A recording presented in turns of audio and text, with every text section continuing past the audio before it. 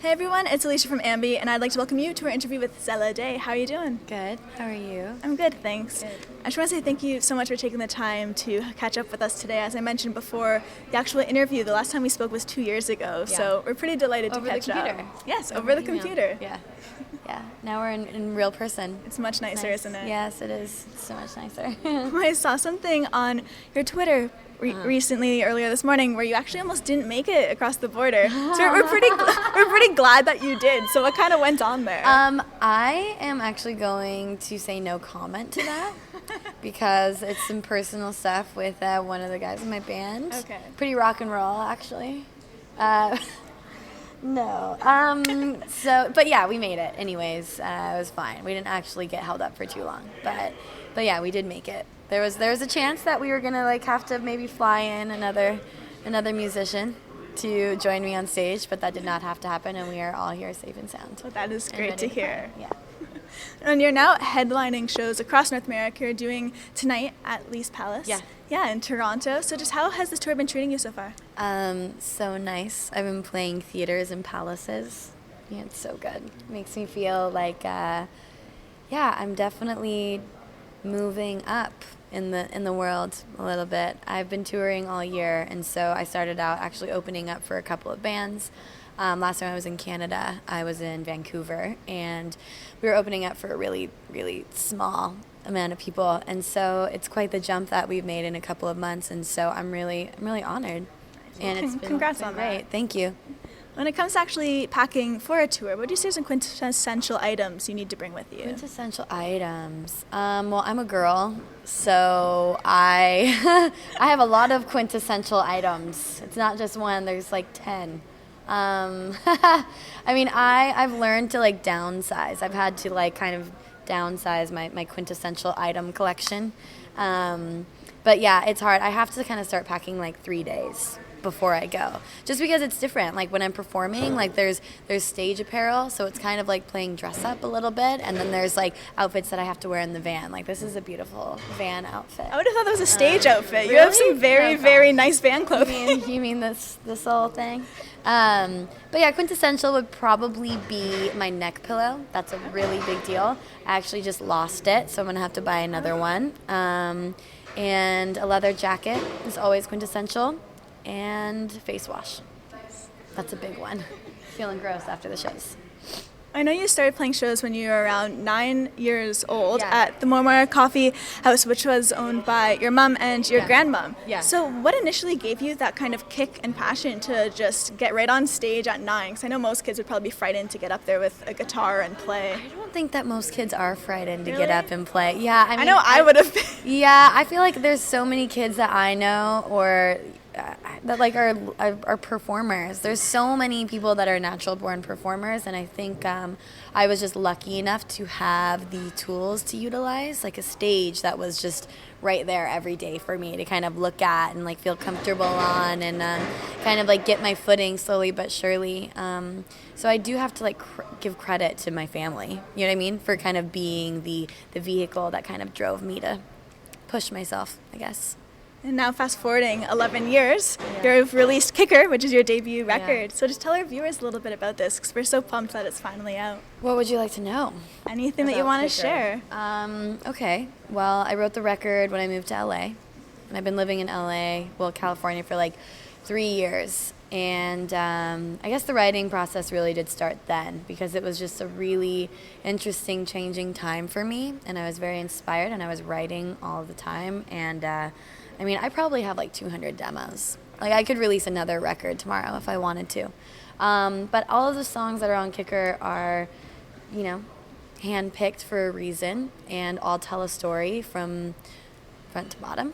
And I'm really proud of it. I'm really proud to be playing this record around the country and out of my country, and soon to be around the world. I'm going to Europe in November, and so it's really cool. This music is taking me farther than I ever really expected it to. So.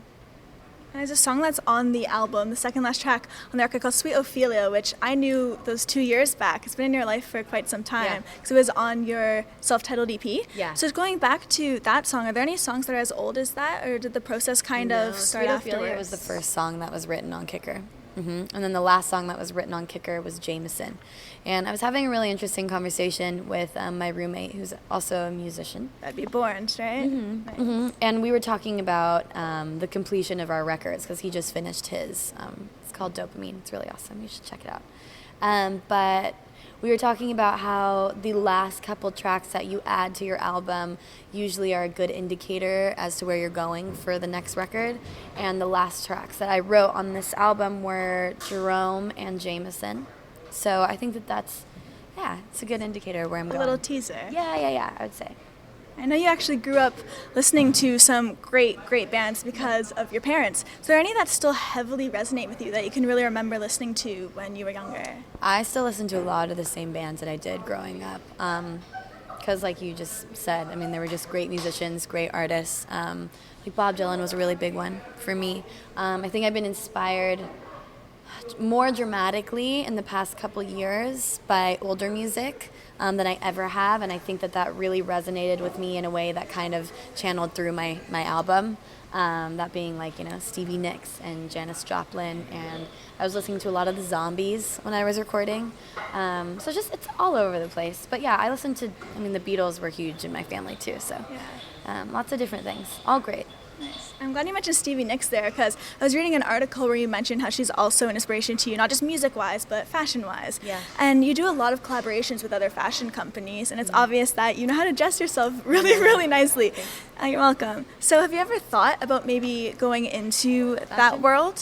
Totally. I definitely have thought about that. I'm inspired by clothing and visual aesthetic. Especially on stage. I think it's so interesting, and in my music videos, because it all ties together. I think that nowadays you can't just be one thing, you have to be many. I'm not really allowed to kind of hide behind my record and, not have like a social media presence or an online presence, because it's kind of required nowadays, and I used to sort of resent that. But I'd say in the past 3 years, I've really embraced it, and it's become sort of like a natural flow for me to sort of really, take a lot of pride and care and enjoyment in the way that I dress and the way that my videos and my photos look, because it all is the same kind of picture, sonically and visually. And so I think that eventually I'd like to maybe start designing or collaborate in a way that's a little bit more, more than what I'm doing right now, I guess, but I'm so focused on music that I don't really want to, divide my attention. Just going back to the interview I mentioned that we initially did, I know that you brought up the fact that you used to play soccer and pretty competitively, as you went to Spain to actually compete. So are there any other secret hobbies that your viewers might not know about that you can share with our AMBY viewers? I'm a pretty good snowboarder. That's random. I actually moved up to Pine Top, Arizona, because my parents were going to start a backcountry snowboarding business. So I grew up snowboarding. Like, my first snowboard's like this big. It's like skateboard size. But my dad, my mom, my little sister, they all snowboard as well. So I grew up actually playing at the ski lodge in turn for lift tickets. So I've been snowboarding for forever. Nice. There you go, a little tidbit. Thank you. Well, I was actually looking through one of your feeds, and one thing I never realized going into this interview is that you're only 20 years old, and you were born in 1995, the same as I am. 20. Yeah, I'm 20. Cool. So just fellow 20-year-olds. Fellow 20-year-olds, look at this. Something I really wanted to bring up, though, is you've just accomplished so much. It's mind-blowing to see in just the short amount of time you've been doing music. Thanks. So is there any I don't feel that way at all. Really? You don't? Yeah, no, I don't. I think because I just am always on to the next, on the next, and I'm never content with the things that I've done, because I think that the second I feel like, oh, look at what I've done, or like, this is just such a great place to be, then I'm not pushing myself anymore. So there's a lot that I still want to do, not to say that, recording a record, I feel like I have a head start, that's for sure, but I still have a lot of work to do. I want my second record to be a lot different than this one is as far as the recording process, and I would like to have way more of sort of a hands-on approach to the recording, and probably get into engineering a little bit more than I have. So there's a lot that I still have to learn, but I appreciate that. Yeah, just from I guess an outsider standpoint, you would never have thought that. So Yeah. just so you know. Thank you. You're welcome. Just, I'm hard on myself sometimes. I think it's a personality thing. You kind of have to be though in this industry. Yeah, you do. Yeah. It's just like your best can only get better, I guess. Well, for fans of yours who would actually like to get into this industry, what words of wisdom or advice could you leave them on? Well, if you are trying to get into music, the work is never done. So I guess it's kind of, going off of what I just said about how your best can always get better. I feel like even where I am right now, as wonderful as it seems, and like there's people that would look at me and be like, oh, you've made it. Like you are touring, you are this, you are that, you're signed, it's all great. It all is something I've been working for a really long time. But at the end of the day, it's like my life right now is harder work than it's ever been. So I guess you just have to be really clear on what you want. And if music is what you want, then you can definitely have a career in it.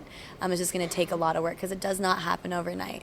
And it does not happen for me overnight. So, I mean, you never give up, really, I guess is what I can say. Well, that wraps everything up, and I just want to say personally congrats on everything, because it's just so inspirational to see being the same age, same industry. It's amazing. So just thank you so much. Beings. Yeah, of course. And remember, everyone, you can visit us at emusicblogger.com for all exclusive interviews and features with your favorite artists. We'll see you next time. Thank you.